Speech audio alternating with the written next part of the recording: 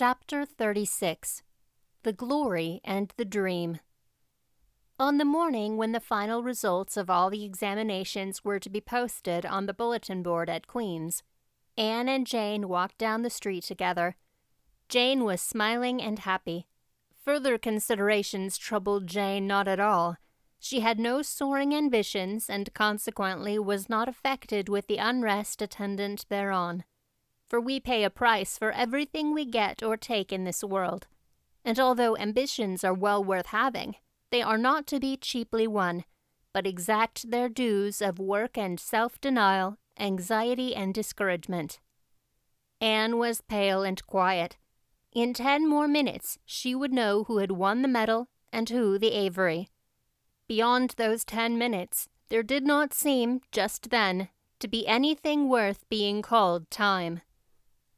"Of course you'll win one of them anyhow," said Jane, who couldn't understand how the faculty could be so unfair as to order it otherwise. "I have not hope of the Avery," said Anne.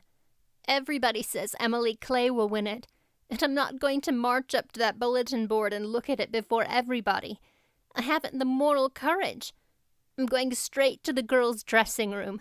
You must read the announcements and then come and tell me, Jane. And I implore you in the name of our old friendship to do it as quickly as possible. If I have failed, just say so, without trying to break it gently. And whatever you do, don't sympathize with me. Promise me this, Jane." Jane promised solemnly, but as it happened, there was no necessity for such a promise. When they went up the entrance steps of Queen's, they found the hall full of boys who were carrying Gilbert Blythe around on their shoulders and yelling at the top of their voices, "Hurrah for Blythe, medalist!" For a moment, Anne felt one sickening pang of defeat and disappointment. So she had failed, and Gilbert had won. Well, Matthew would be sorry. He had been so sure she would win. And then somebody called out, "3 cheers for Miss Shirley, winner of the Avery!" "Oh, Anne!" gasped Jane, as they fled to the girls' dressing room amid hearty cheers. "Oh, Anne, I'm so proud! Isn't it splendid?" And then the girls were around them, and Anne was the center of a laughing, congratulating group. Her shoulders were thumped and her hands shaken vigorously. She was pushed and pulled and hugged, and among it all she managed to whisper to Jane, "Oh, won't Matthew and Marilla be pleased? I must write the news home right away." Commencement was the next important happening. The exercises were held in the big assembly room of the academy. Addresses were given, essays read, songs sung, the public award of diplomas, prizes, and medals made. Matthew and Marilla were there, with eyes and ears for only one student on the platform, a tall girl in pale green, with faintly flushed cheeks and starry eyes, who read the best essay and was pointed out and whispered about as the Avery winner. "Reckon we're glad we kept her, Marilla," whispered Matthew, speaking for the first time since he had entered the hall, when Anne had finished her essay. "It's not the first time I've been glad," retorted Marilla. "You do like to rub things in, Matthew Cuthbert." Miss Barry, who was sitting behind them, leaned forward and poked Marilla in the back with her parasol. "Aren't you proud of that Anne girl? I am," she said. Anne went home to Avonlea with Matthew and Marilla that evening. She had not been home since April, and she felt that she could not wait another day. The apple blossoms were out, and the world was fresh and young. Diana was at Green Gables to meet her. In her own white room, where Marilla had set a flowering house rose on the window-sill, Anne looked about her and drew a long breath of happiness. "Oh, Diana, it's so good to be back again. It's so good to see those painted firs coming out against the pink sky, and that white orchard and the old Snow Queen. Isn't the breath of the mint delicious? And that tea rose, why, it's a song and a hope and a prayer all in one. And it's good to see you again, Diana." "I thought you liked that Stella Maynard better than me," said Diana reproachfully. Josie Pye told me you did. Josie said you were infatuated with her." Anne laughed and pelted Diana with the faded June lilies of her bouquet. "Stella Maynard is the dearest girl in the world except one, and you are that one, Diana," she said. "I love you more than ever, and I've so many things to tell you. But just now I feel as if it were joy enough to sit here and look at you. I'm tired, I think. Tired of being studious and ambitious. I mean to spend at least 2 hours tomorrow laying out in the orchard grass, thinking of absolutely nothing." "You did splendidly, Anne. I suppose you won't be teaching now that you've won the Avery." "No, I'm going to Redmond in September. Doesn't it seem wonderful?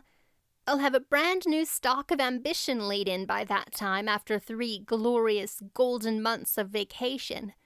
Jane and Ruby are going to teach. Isn't it splendid to think we all got through even to Moody Spurgeon and Josie Pye?"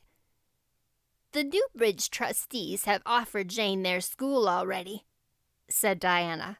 "Gilbert Blythe is going to teach, too. He has to. His father can't afford to send him to college next year after all. So he means to earn his own way through. I expect he'll get the school here if Miss Ames decides to leave." Anne felt a queer little sensation of dismayed surprise. She had not known this.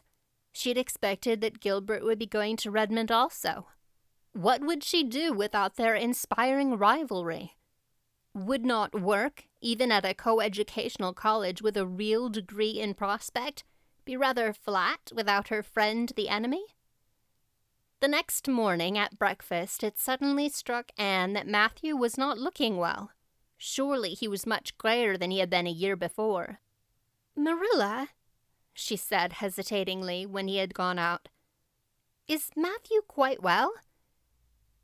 "No, he isn't," said Marilla in a troubled tone. "He's had some real bad spells with his heart this spring, and he won't spare himself a mite. I've been real worried about him, but he's some better this while back, and we've got a good hired man, so I'm hoping he'll kind of rest and pick up. Maybe he will now you're home. You always cheer him up." Anne leaned across the table and took Marilla's face in her hands. "You are not looking as well yourself as I'd like to see you, Marilla. You look tired. I'm afraid you've been working too hard. You must take a rest now that I'm home. I'm just going to take this one day off to visit all the dear old spots and hunt up my old dreams. And then it will be your turn to be lazy while I do the work." Marilla smiled affectionately at her girl. "It's not the work, it's my head. I've got a pain so often now behind my eyes. Dr. Spencer's been fussing with glasses, but they don't do me any good. There is a distinguished oculist coming to the island the last of June, and the doctor says I must see him. I guess I'll have to. I can't read or sew with any comfort now. Well, Anne, you've done real well at Queen's, I must say. To take a first-class license in 1 year and win the Avery Scholarship. Well, Mrs. Lynde says pride goes before a fall, and she doesn't believe in the higher education of women at all. She says it unfits them for women's true sphere. I don't believe a word of it. Speaking of Rachel reminds me, did you hear anything about the Abbey Bank lately, Anne?" "I heard it was shaky," answered Anne. "Why?" "That is what Rachel said. She was up here one day last week and said there was some talk about it. Matthew felt real worried. All we have saved is in that bank, every penny. I wanted Matthew to put it in the savings bank in the first place, but old Mr. Abbey was a good friend of Father's, and he'd always banked with him. Matthew said any bank with him at the head of it was good enough for anybody." "I think he has only been its nominal head for many years," said Anne. "He is a very old man. His nephews are really at the head of the institution." "Well, when Rachel told us that, I wanted Matthew to draw our money right out, and he'd said he'd think of it. But Mr. Russell told him yesterday that the bank was all right." Anne had her good day in the companionship of the outdoor world. She never forgot that day. It was so bright and golden and fair, so free from shadow and so lavish of blossom. Anne spent some of its rich hours in the orchard. She went to the Dryad's Bubble and Willowmere and Violet Vale. She called at the manse and had a satisfying talk with Mrs. Allen. And finally, in the evening, she went with Matthew for the cows, through Lover's Lane to the back pasture.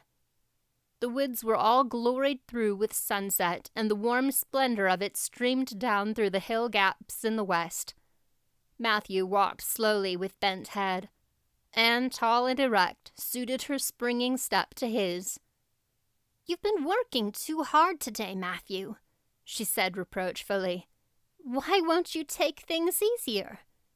"Well, now, I can't seem to," said Matthew as he opened the yard gate to let the cows through. "It's only that I'm getting old, Anne, and keep forgetting it. Well, I've always worked pretty hard, and I'd rather drop in harness." "If I had been the boy you sent for," said Anne wistfully, "I'd be able to help you so much now and spare you in 100 ways. I could find it in my heart to wish I had been, just for that." "Well, now, I'd rather have you than a dozen boys, Anne," said Matthew, patting her hand. "Just mind you that, rather than a dozen boys. Well, now, I guess it wasn't a boy that took the Avery scholarship, was it? It was a girl. My girl. My girl that I'm proud of." He smiled his shy smile at her as he went into the yard. Anne took the memory of it with her when she went to her room that night and sat for a long while at her open window, thinking of the past and dreaming of the future. Outside, the Snow Queen was wistfully white in the moonshine. The frogs were singing in the marsh beyond Orchard Slope. Anne always remembered the silvery, peaceful beauty and fragrant calm of that night. It was the last night before sorrow touched her life, and no life is ever quite the same again when once that cold, sanctifying touch has been laid upon it.